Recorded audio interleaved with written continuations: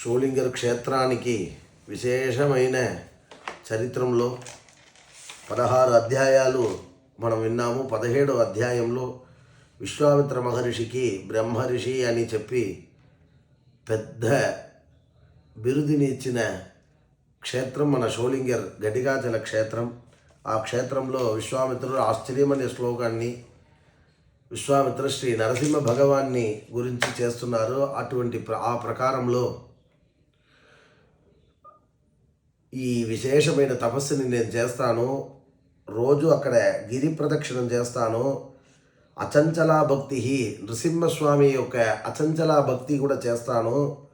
ఎందుకు తెలుసా? వశిష్ఠ వచసాయస్మాత్ బ్రాహ్మణ్యం ప్రాదురేష్యతి.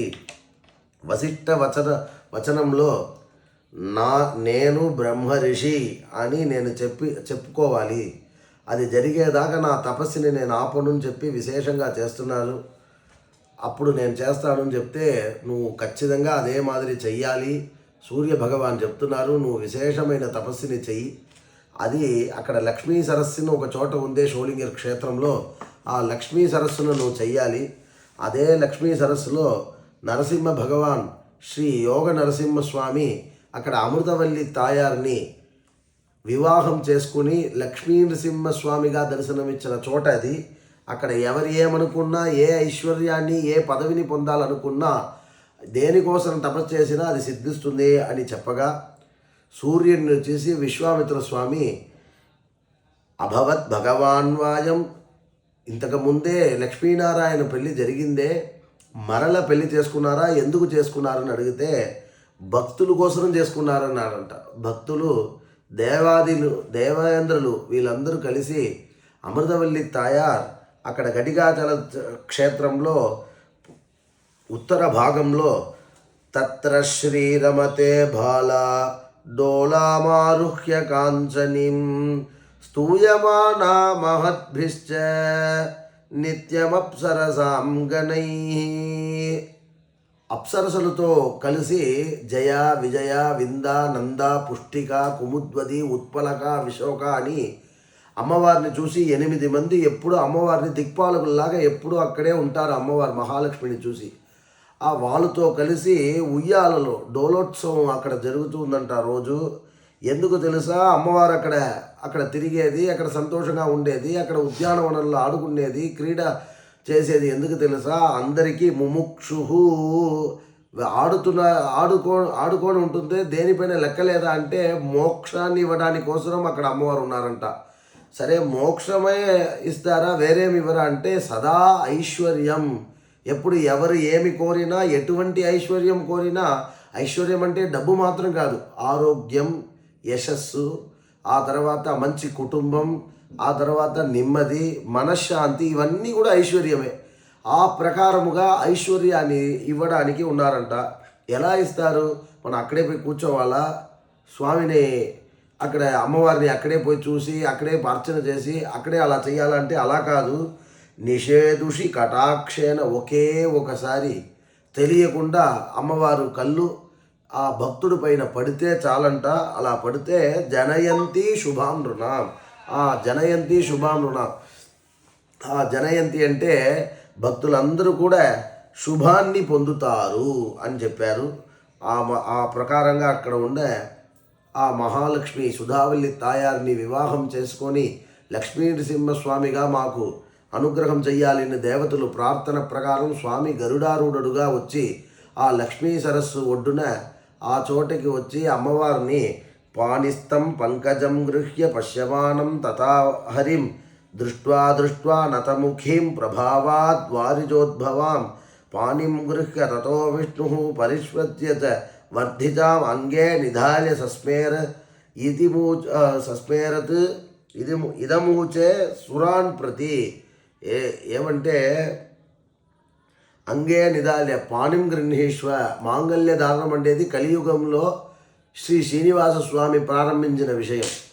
అంతకుముందు అంతా పాణిం గృహీష్వ పాణిన ఒక స్త్రీ 5,000 కలిపిచ్చి ఆ పాణిని వేదమంత్రంతో కూడా ఒక వరుడు ఆ చెయ్యిని పెట్టుకుంటే దాని పేరు పాణిగ్రహణం అని పేరు. అప్పుడే ఉద్వాహం పెళ్ళి అయినట్టు అని శాస్త్రం చెప్తుంది. ఆ ప్రకారముగా సుధావల్లి తాయారిని పాణిగ్రహణము చేసి వేదరూపమైన క్షేత్రంలో వేదరూపమైన కళ్యాణ మహోత్సవాన్ని చేసుకొని తన ఒళ్ళులో కూర్చోపెట్టుకొని లక్ష్మీనరసింహస్వామిగా అనుగ్రహం చేశారు.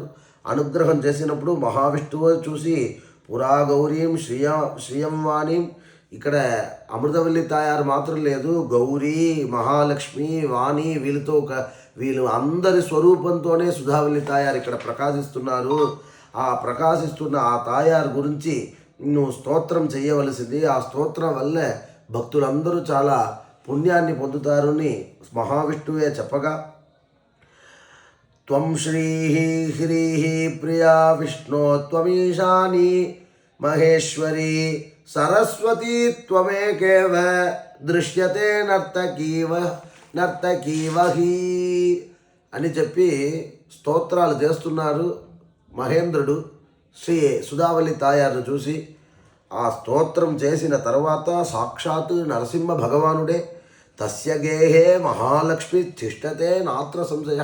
ఏ మహేంద్ర, ఏ స్తోత్రమైతే నువ్వు ఇప్పుడు చెప్పావో ఆ స్తోత్రాన్ని ఎవరైతే పఠిస్తారో, భృగువారంలో ఎవరు భక్తి శ్రద్ధతో చెప్తారో వాళ్ళందరికీ కూడా ఈ స్తోత్ర మహిమ వల్ల శ్రీ సుధావల్లి తాయారు అనుగ్రహం పరిపూర్ణంగా దొరికి వాళ్ళు విశేషమైన ఐశ్వర్యాన్ని, పుత్ర సంపదల్ని పొంది, యశస్సు, మంచి పదవిని పొంది చాలా క్షేమంగా ఉండి వాళ్ళు చివరి కాలంలో మోక్ష పదవిని కూడా పొందుతారని చెప్పి ఈ స్తోత్రానికి ఫలశ్రుతి యోగ నరసింహస్వామి అని చెప్పి, ఈ స్తోత్రం భృగువారంలో నాకు ఇదే చోటల పెళ్ళి ఆయన విశేషాన్ని అనుసరించి నా పెళ్ళి భృగువారంలో కళ్యాణ మహోత్సవం జరుగుతుంది అని చెప్తున్నారు. ఆ ప్రకారమే భృగువారంలోనే కళ్యాణ మహోత్సవం ఇక్కడ షోలింగర్లో. అదే మాదిరిగా భృగువార కళ్యాణ మహోత్సవం జరుగుతుంది అని చెప్పి స్తూయమానే మహావిష్ణుర్ మహాలక్ష్మి సహావరై, అందరితో మహావిష్ణు పూజింపబడి దానికి విశేషమైన స్తోత్రాలు చెప్తున్నారు.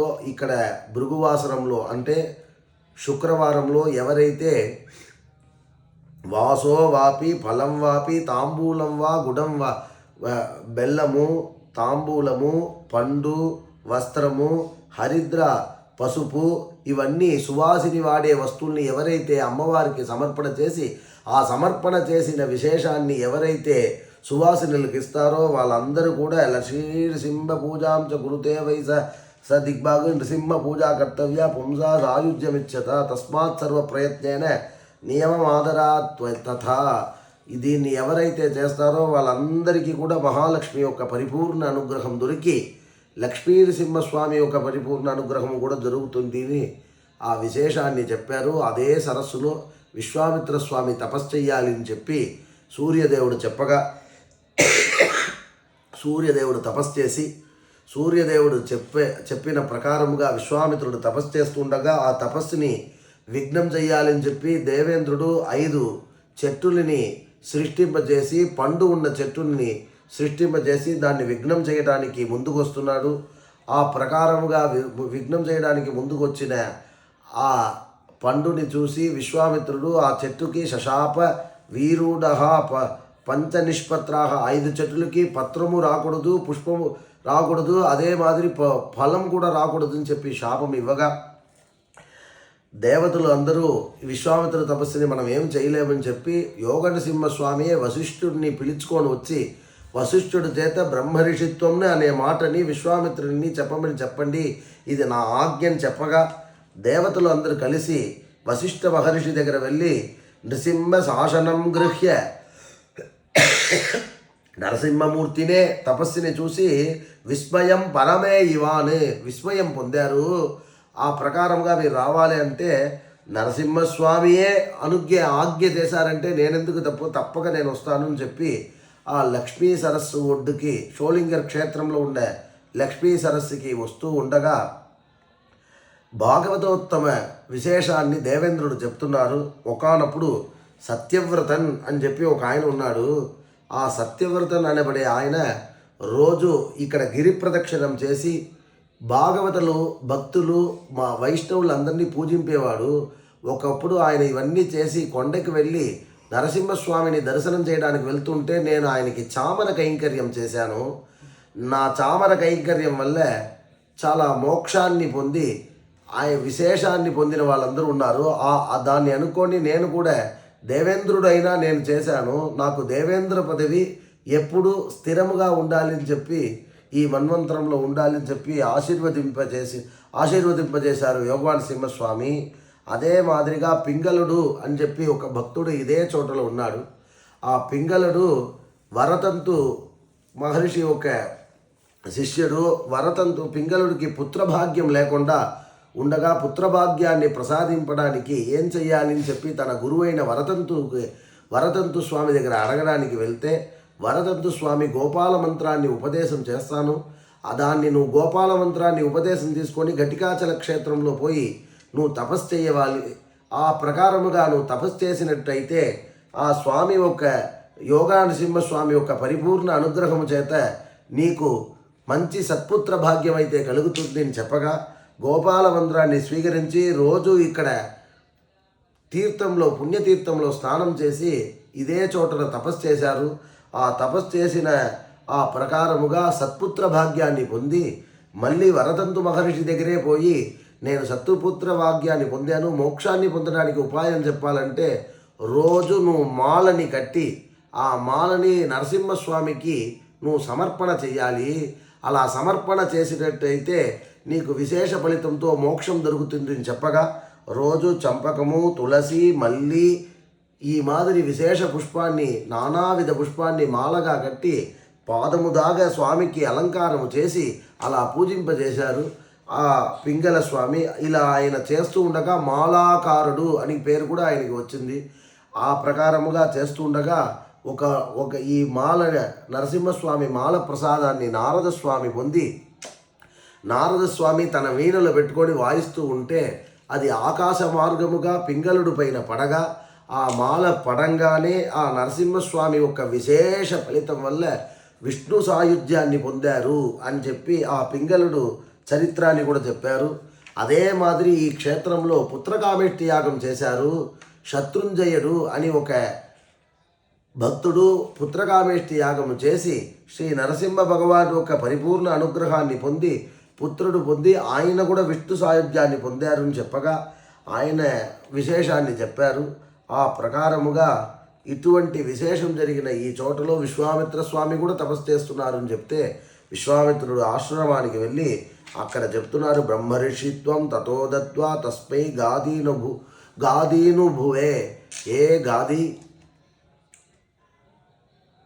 మీరు ఈ రోజు నుంచి రాజఋషి అని అనిపించిన నన్ని బ్రహ్మర్షి అని విశేషమైన స్థానాన్ని పొందారు. మీ తపస్సుని యత శ్రద్ధాదానో వచస్తస్య వజ్రినో నృహరికి ప్రియమైన ఆ విశేషమైన ఆ విశ్వామిత్ర స్వామికి ఈ విశేషాన్ని ఇచ్చారు.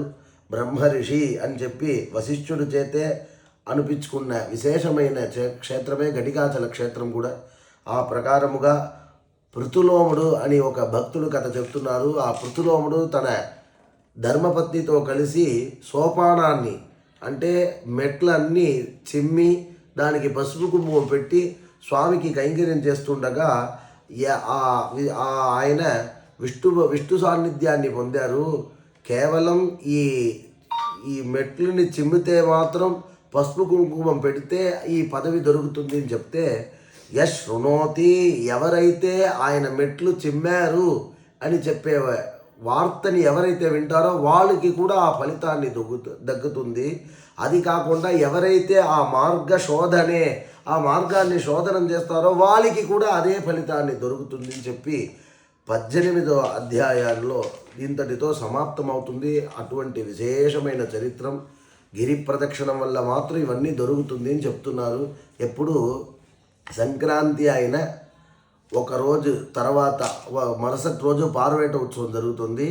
ఆ మరుసటి రోజు వచ్చి గిరి ప్రదక్షిణ జరుగుతుంది. ఇప్పటికీ లక్షలాది భక్తులు ఇక్కడ ప్రదక్షిణ చేస్తున్నారు. ఈ ప్రదక్షిణం చేసే విశ్వామిత్ర మహర్షి, శత్రుంజయుడు అనే భక్తుడు, సత్యవ్రత అనే భక్తుడు, పింగళుడు అనే భక్తుడు, అదే మాదిరి పృథులోమ అనే భక్తులు వీళ్ళందరూ ఈ గిరి ప్రదక్షిణ చేసి సత్పుత్రుని పొంది తన జీవితంలో అన్ని ఐశ్వర్యాల్ని పొంది చివరి కాలంలో మోక్షాన్ని కూడా పొంది నరసింహస్వామి యొక్క ప్రేమని పొందారు అని చెప్పి ఈ 18వ అధ్యాయంలో తెలియజేస్తూ ఉండగా అందరికీ నరసింహస్వామి యొక్క పరిపూర్ణ అనుగ్రహం దొరకాలని ప్రార్థిస్తున్నాం.